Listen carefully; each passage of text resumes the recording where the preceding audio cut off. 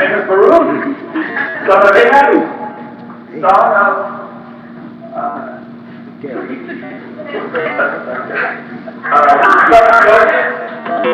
coming in from the It's great to see you this morning. It's great to be gathered together with a fellowship of believers. But I'm not like you. I'm a Pharisee. Have you heard of it? You may have read about them in your text. I'm a Pharisee. As Pharisees, we are known for upholding the law. We hold tightly to the law of Moses, and it's important for us to make sure that we hold firmly to this teaching, but also that we expect you. Anyone who claims to love God must hold on to these teachings, not just the written Torah, not just the temple rules, but also what we pass down through tradition. That if you are not to uphold these, then you're not a true Israelite. And these teachings are important. These teachings are valuable. But I'm here to tell you about a time when these teachings were in jeopardy. A time where our teachings were being threatened by a rabbi, if you could call him that. His name was Yeshua. He was new into the temple. His name was Yeshua. You might know him as King. He was teaching some preposterous things.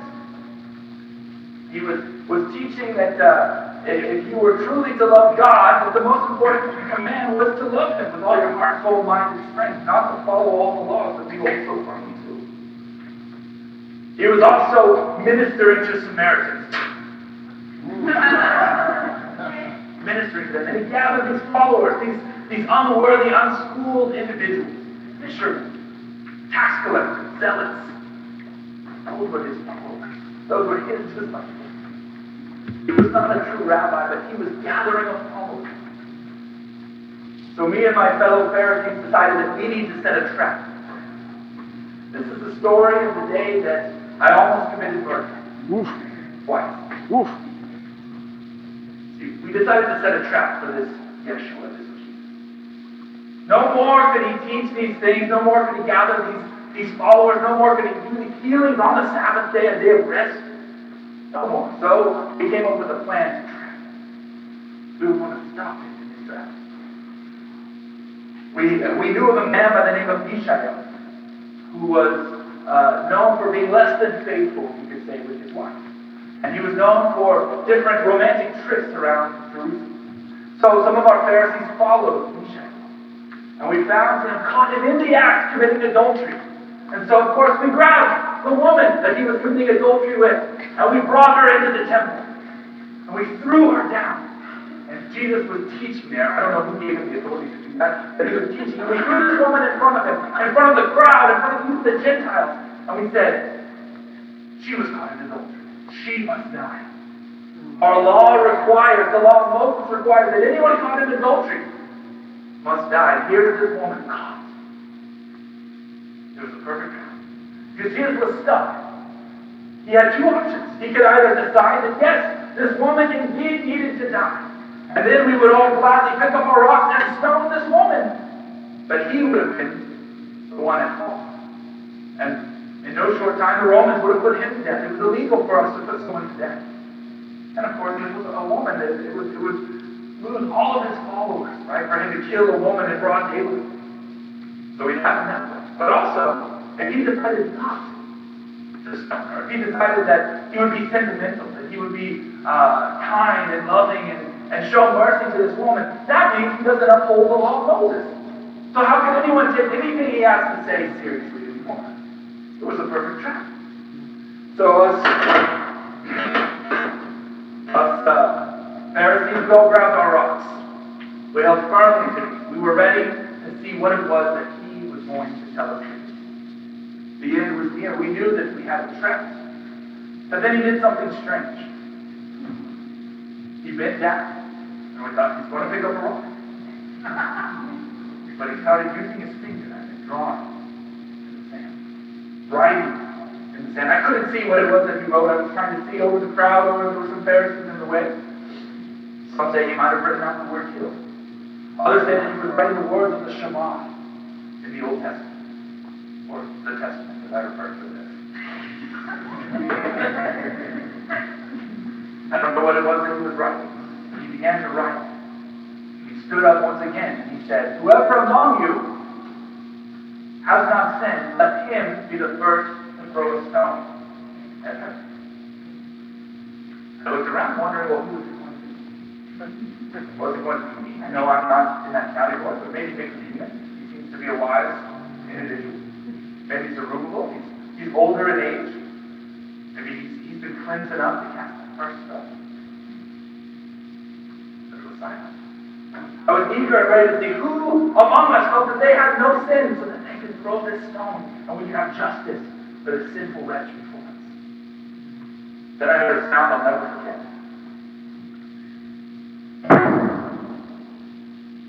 Stone dropped.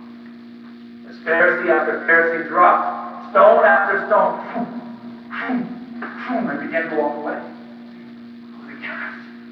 No, we needed to have justice done. We needed to uphold the law of Moses. And yet, no one was willing to claim that authority, to claim that they were without sin. And they dropped stones one by one. So I turned to leave as well. And as I was walking away, I heard Jesus talking to this woman. And I heard what it was that he had to say. It was just the two of them. He said, "Where are your accusers?" She said, "There are none." He said, "Then neither do I condemn you. Go and leave your life of sin." Leave her life of sin? As if that's possible. To leave someone's life of sin, for someone like that. You can't leave your life of sin without shame, without being brought before the community and derided time after time. You had to pay the price. That was the only way to leave your life of sin. But here was Jesus saying, "I don't condemn you, so leave your life of sin. I'm not against you." In fact, he stood between us and her, interfering with the justice we wanted to pour out on this woman. Could mercy really change someone? Could mercy and grace really cause this woman to leave her life of sin? It made me think of what they write about in Isaiah. This prophecy about the servant to come. It says, a bruised reed I will not break. A smoldering wick he will not snuff out. In his faithfulness he will bring forth justice. Was this woman the bruised reed? Was she the smoldering wick that instead of stoning, Jesus decided to not bring? Bring forth justice in a different way. I wasn't sure, but he caught my attention. I needed to know more about this Jesus. If this is what he was offering, could he offer it to someone else?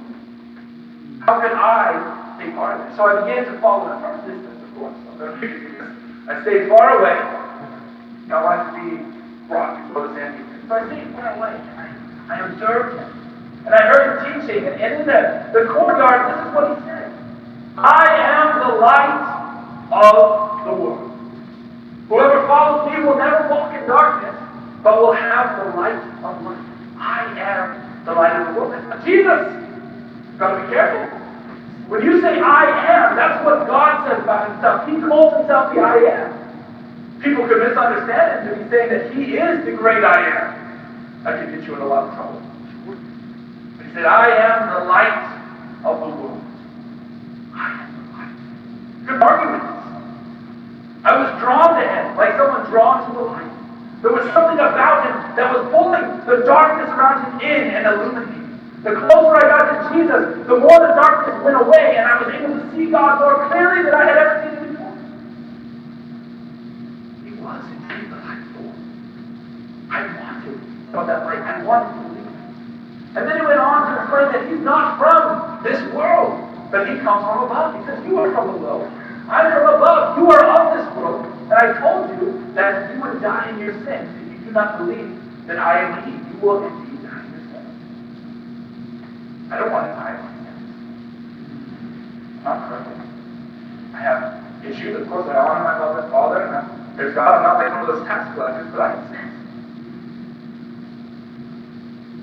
I don't want to die. I wanted to believe. I wanted to follow him. And so I did. I began to believe that he was who he said he was, that he came from heaven, that he was, well, perhaps the Messiah. I began to believe in this individual, in this rabbi, in this teacher. Then he looked at us and said, he looked at us who believed. He looked at us who believed in him and he said, if I thought my belief would be enough. My fellow Pharisees don't believe. I believe it's not enough. But to Jesus, belief wasn't all it took. There was something else that he expected from anyone who claimed to follow him, anyone that wanted to be in it. He said, if you hold to my teaching, then you are really my disciples, then you will know the truth, and the truth will set you free. If you hold to my teaching, then you'll know the truth, and the truth will set you free. Free! Free! We don't need to be free. Free from what? Well, we're the Israelites. We haven't been slaves of anyone, except for the Assyrians, and the Babylonians, and the Egyptians. But we're not slaves currently. It's not like the Romans said that. We're not slaves. How can we be free? What is it that we can be free of? But then he went on to explain what it was that we could be free of. He says, anyone who sins is a slave to sin. Now, a slave has no permanent place in the family, but a son belongs to his forever. So if the son sets you free, you will be free indeed. Free. Now, this is something wrong. Freedom. I'm not perfect. I'm not like a man prone to drink. Not like the merchant in the marketplace cheating his fellow brother. No, I'm not. But I'm not free. I know the truth. I don't care about people. The very people that God has entrusted me to shepherd and to take care of. They're not people, they're tools for my agenda. I was hoping that we would stone this morning.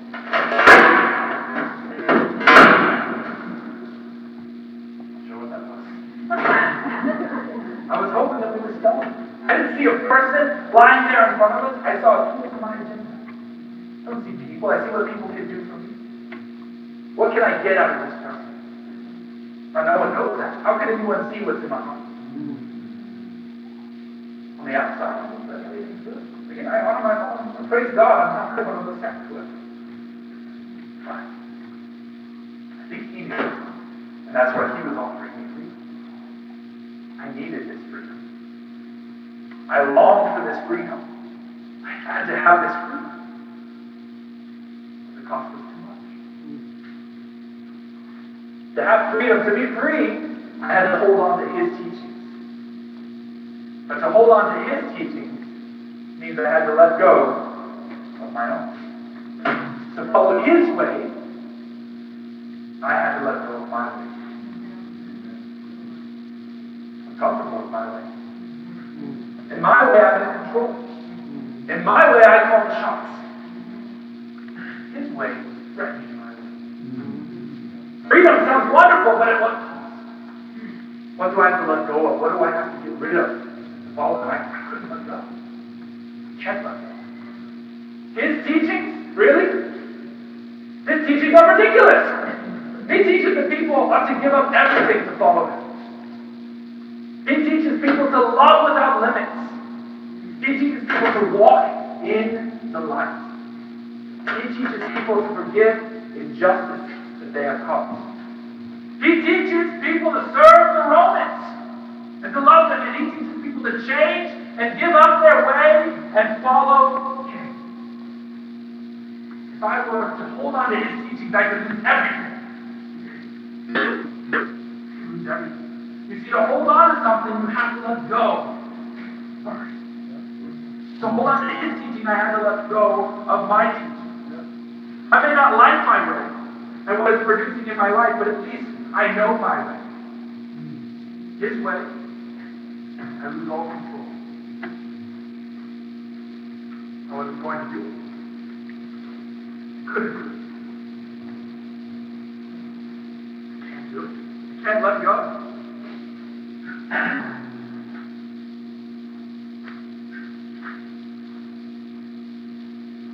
It was challenging me to let go of my way to follow his. Who was he to step into my life and tell me who I needed to be? What gave him the right to tell me who I was called to be? Who gave him the authority to tell me what God wanted from my life? No, I didn't like what he had to say, so it must not be true. I didn't want to hear what it was that he had to say, so it's not true. If I can diminish who he was, then I don't have to do what he says. Who was he to call me to change? Just challenge my life and try to set me free. I didn't ask for the light. I was perfectly fine in the darkness.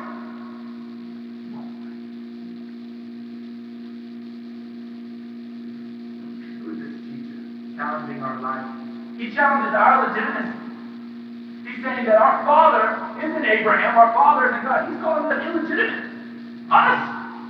He's the master. We've heard about his father and his mother. He's the illegitimate one. He's the one we should have listened to. He's challenging my life. Up there. I don't want to change my moment. I won't let go. His ways, I will not follow. He's a Samaritan. He's demon possessed. I will not follow his way. I don't have to listen to him. He thinks he's better than Abraham. He thinks he's older than Abraham. He's a young man.